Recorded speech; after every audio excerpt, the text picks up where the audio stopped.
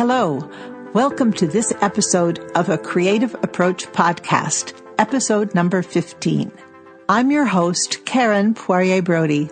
Thank you for joining us today as I speak with Chantera Gunn. Remember to visit the website www.acreativeapproachpodcast.com, where you will be able to access show notes from today's episode and from our past shows. We have a Facebook page too, and a Facebook group page where your show comments are welcome. I also want to take this opportunity to thank my Patreon members for their support of the show. Today, I'd like to introduce you to Chantera Gunn, the Style Gun. I discovered her online while investigating stylists.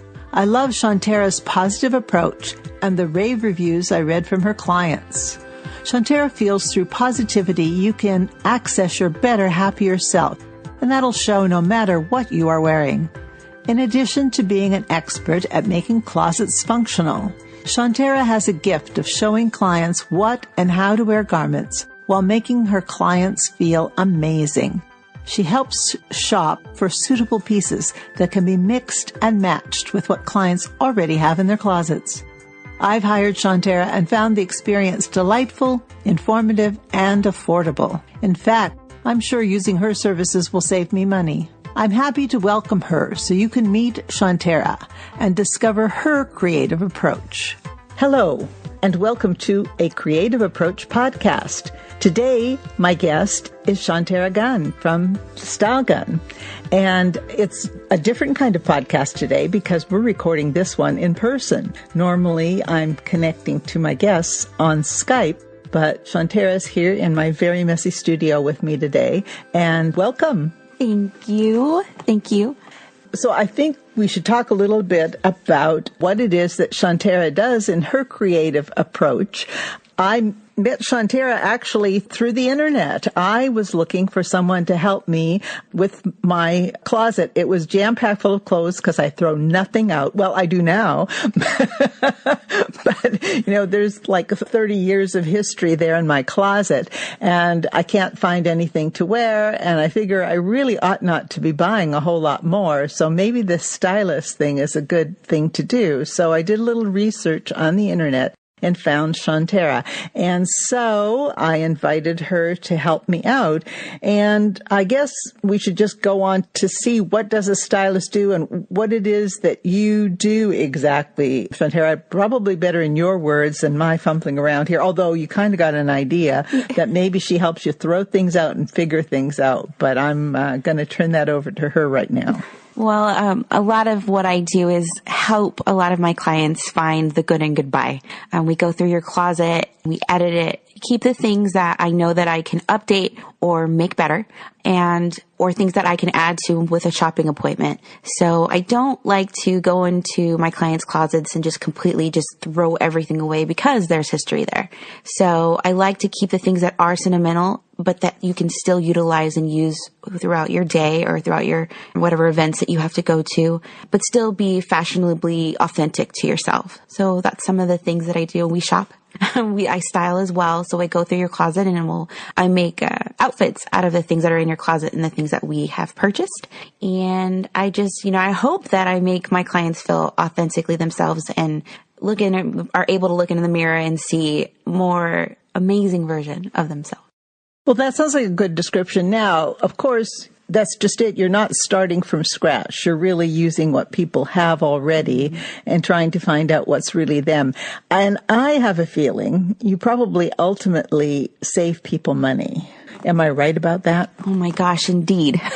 I save them a lot of money because a lot of times people will buy the same things over and over and over again because they don't remember that they bought it or they think it's comfortable, so they want to buy it in several different colors. And that's fine. But I also like to show them other ways to utilize a lot of things in their closet in multiple ways. So I think a lot of times just like wearing a vest, but wearing it with a dress or wearing it with a pantsuit, just really utilizing what's already in their closet so that they don't feel like they always have to go shopping all of the time. You can go shopping in your closet. That's great. Shopping your closet. I like that idea. And I think I'm going to put that into practice because now one of the things I notice when I walk into my closet is that I can actually see what I have because I got rid of a lot of stuff. And I mean a lot of stuff. And I have things that I really love in my closet because I did argue about a few things. Just a few. Just a few. As time went on, I let go a lot more easily. Sometimes I think people think, well, I don't deserve a stylist. At least I was wondering about that. But I think it's not so terribly self-indulgent, especially not if it might save you money. Mm-hmm. So if you're spending a lot of money on clothes, probably you do deserve it. What's your thinking there, Chantera? I think everybody deserves to hire a stylist. It's just like, it's maintenance in your life. It's maintenance in your home. It's like going and getting your nails done every once in a while. Just really just getting having your closet looked at and seeing the things that you really do need or you really do want to keep, learning different ways and techniques on how to keep them and stay trendy, but also stay true to yourself. I think that's one of the main reasons I really like going into my clients' closets, because that's really who they are over the time that they've been on this earth and grown into who they've become. So I don't ever want to change that, but it's just maintenance. It's being able to see what's in your closet, not overspend. So it's something that I think is pretty vital and good for somebody, just for their soul. Yeah, I think one of the things is that it relates well to creativity, because for you, it must be very creative to try and find out what people's personality clothes-wise is and try and really put that stamp on what they keep and what they wear. Would you say that's true? Oh, absolutely. I get to meet some pretty incredible women and men, and you learn a lot about a person by their closet, the things that they will wear, the stuff they're hard nosed, like, no, I will never wear anything like that. But it's really what's in their closet that they've decided to purchase and then put together. You see their personality just shine, especially when they put on their favorite outfit and that confidence that they exude. It's pretty amazing. And it's creativity within themselves. I just kind of fine-tune the trend part of it, but it really shows that people or my clients are super creative in their own, and I just kind of step back and just teach them little tools on how to be super creative and different with their style. So have you always been a stylish person? Did you start off as a little girl in a stylish family? Were your mother's, aunts, grandmother people who were focused a lot on fashion? Can we learn a little bit about maybe growing up and what it was like to be a stylish person? Well, my grandmother grew up in the church, and every Sunday I would see her put on the most amazing outfits, and she took care of all of her grandchildren, but she still would pull herself together. And I just was fascinated by some of the outfits that she would put together. And I knew that it was more for her about comfortability and being able to be mobile with all of her grandchildren that she took care of. But I've always admired how she always pulled herself together. And I got into styling, actually editing closets, when I went to United Methodist Church of Merced, because that's where I'm from, Merced, California. A lot of the ladies there that I got in contact with, they became like moms to me. And I would go to their homes and play with their daughters. But then I'd notice, like, oh my God, I really love your closet. So I'd go in their closet and I'd see it was messy and I'd organize it. And mind you, this is when I was like 7, 8, and I would just putz around in their clothes, and I'm like, oh my gosh, and my grandmother would wear it like this. So I guess, and my grandmother totally doesn't know this, but it's just her style and the way that she cared for her grandchildren, but still pulled herself into these really cool outfits. That's where it all started for me. Well, that's cool. And they didn't mind you jumping into their closets? A couple of them did. But after they saw what I did, it was just like, oh, well, thanks, Shan. I was like, you're welcome. So I was just, I knew that I wanted to work in fashion. I wasn't quite sure how, but it was really cool to see the first shock, like, what are you doing in here? And then to really look in there and be like, oh my gosh, I didn't know I had that. And then to see the ladies come to church the next morning or the next Sunday, and they would wear an outfit that I might have suggested or that I kind of pulled together by the way that I organized their closet. It was so cool to me. And I wouldn't say anything. I would just look at them and smile. But man, it just gave me this fulfilling feeling that I had done something positive for somebody and they felt good about it. So that just made me want to do it more and more and more. So did you study any of this in school? I absolutely did not. I went to Hofstra University and I got my first degree in meteorology and my second one in broadcast journalism with a concentration in photojournalism. I thought that I wanted to be a weather woman because I was obsessed with the yellow rain jackets that they wore when they were giving their talks about how the weather and the weather systems were going. It wasn't until I started working at Nordstrom's and I had become a kids wear associate and I would see the moms come in with their kids and they would really be focused on their outfits that I turned to the mom and be like, well, what about you? And it just catapulted to then. And then when I had my first daughter, I really dove in and I was just like, you know what, Chantera, you're really good at this. Why don't you make this into a career? And that's how the Style Gun was created. So did you actually do any meteorology or broadcasting? I did. I used to work at the radio station at San Jose State for a split second and quickly, very, very quickly realized this is not what I wanted to do. And I turned to looking at the engineers and saying, you know, you guys could wear some better shoes. And that's when I was like, okay, girl, you've got to get back into what you really love and what your passion is. And that's fashion.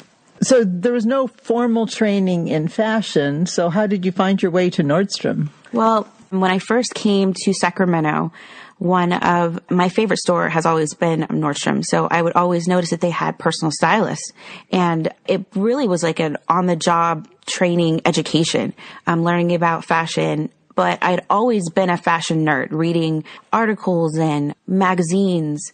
I fell in love with Karl Lagerfeld and Chanel immediately and would read up on the history of it. I did sit on a history to fashion class at Hofstra and was bored because I think it was just the monotone voice of the teacher. But I would just take textbooks and read about the textiles, knowing how fabrics worked. And it really was when I became a mom because I was tired of washing things and they would shrink that I really honed in on learning how fabric worked, how fabrics would lay on certain body types and what would look well on them, especially when I started working at Nordstrom's because the big thing about Nordstrom's is commission. So to go up and down the store, that was my mission. Like, I'm going to not get out of kids world and go up and down the stairs at Nordstrom's and help all my clients in every aspect. So I even learned quickly about shoes, the leathers, the heels, the heights.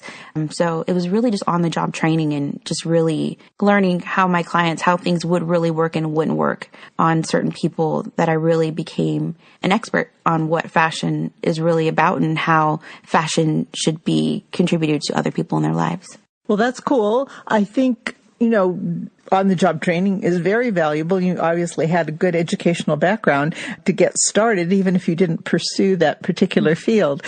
And I think a lot of guests that I've had on the show find themselves going in one direction and then an opportunity presents itself and then they find themselves moving off in that. Now, being an entrepreneur, going off on your own, that probably was a little bit scary here. Did you have any, it gives you a little more power over your own time to be on your own. What kind of things made you decide that, is it just that you had a number of clients and you felt you wanted to devote your whole time to that? Or was there some other inspiration behind going off and doing this on your own? I was raised by a single mother and I watched her work 9-to-5 jobs and really just not be present in my life, in my brother's life, and my sister's life. And I didn't want that for my daughter. So I had Michaela, which is my oldest daughter, and I found myself working a lot for Nordstrom's and, enjoying it immensely. I love Nordstrom's. I'm so blessed that I had that opportunity to be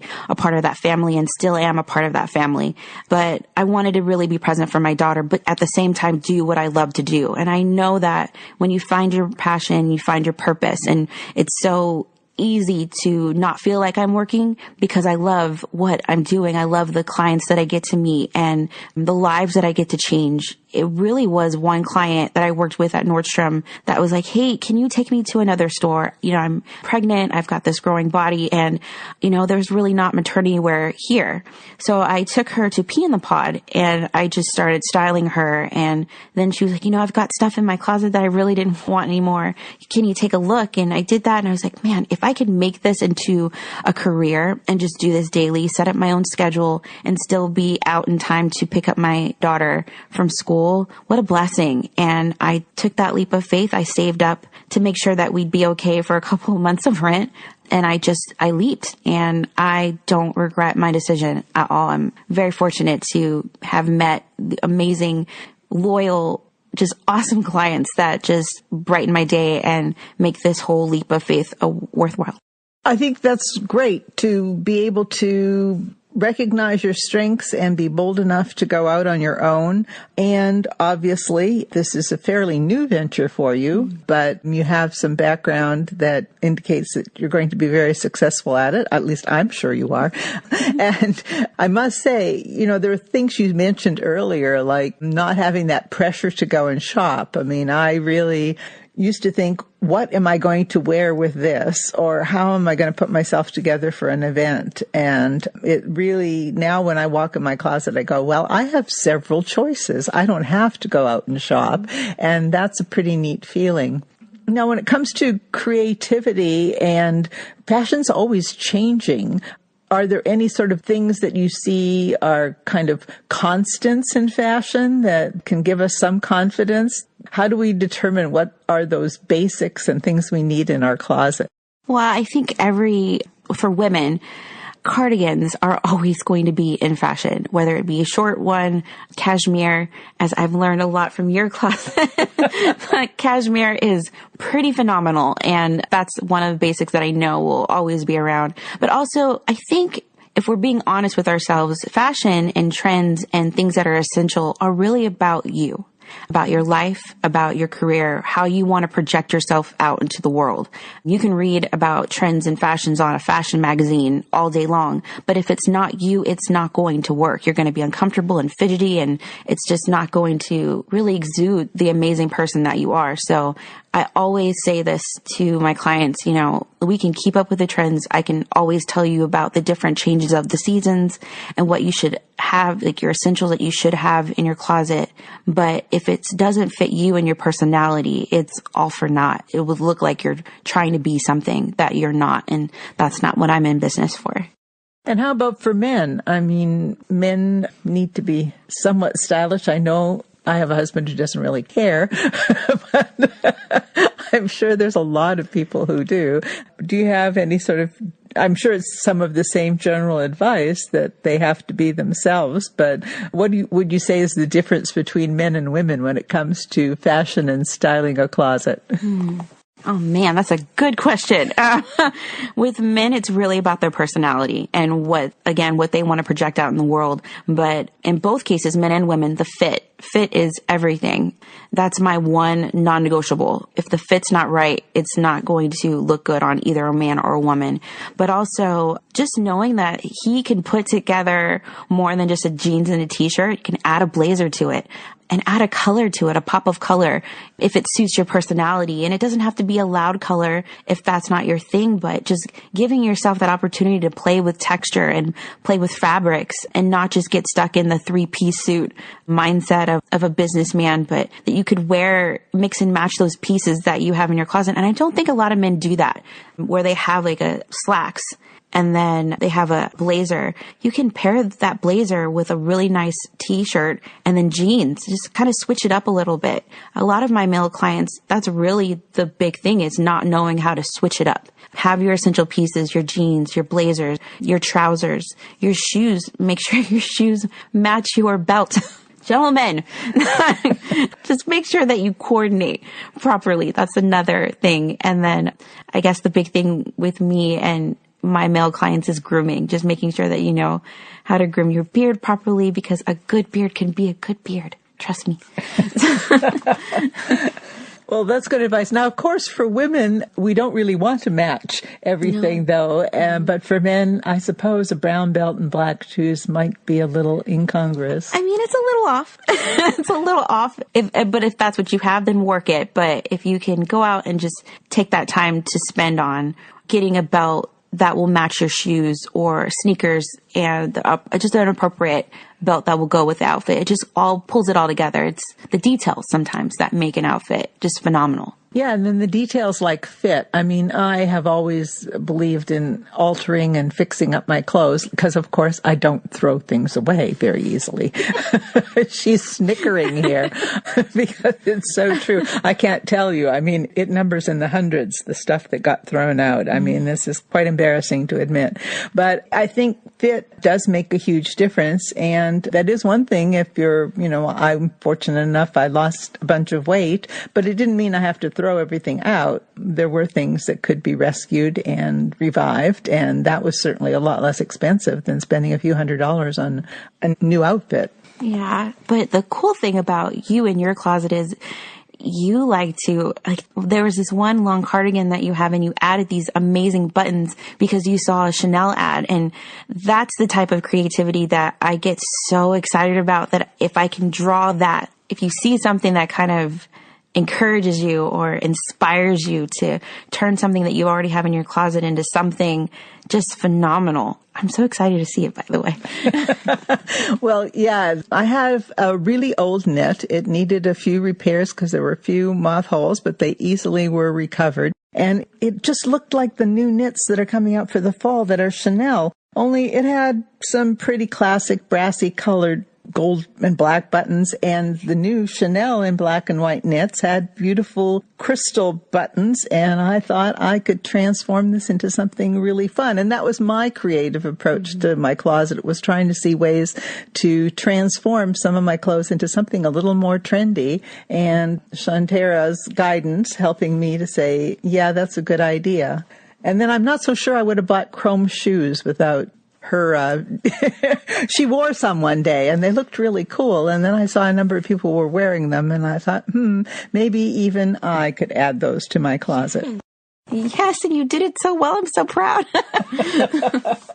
But I think, just adding one little thing like that or altering something and having it fit, as you said, fit your personality. There are so many things that I think I would not wear. Well, maybe there's not a lot that I would not wear, but I could be somewhat more adventuresome in some ways than some people. But I know I look really good in more classic clothes. So I think having someone guide you so that you don't make those fashion mistakes is a good way to save money too, right? Oh, absolutely. And again, it still keeps you authentically who you are, but it puts the fun back into fashion. I think a lot of times when my clients go shopping, it's like, all these things, it's all these trends and all of these associates coming up and asking you how you are every 5 seconds, can get a bit overwhelming. So to add that fun to it, I think this is awesome. I'm excited that I was able to see your creativity with your cardigan. And again, I'm so excited to see it. Well, I think it'll be fun. I will post a picture of that certainly on my Patreon page and probably in the Facebook page that I'll post a picture when I have that back from the cleaners and I've finished sewing the buttons on. I will definitely take a photo of that new outfit. And it's been sort of a kick in the butt. There are things that I had that I finally got around to spiffing up. In fact, I am wearing a pair of jeans and a t-shirt today that have been transformed. I have a friend who does a lot of work with Rit dye, and I know that dyeing's not that hard. And the jeans were black, but they just were beginning to fade a little bit on the edges. And the shirt, Chantera said, was definitely not my color.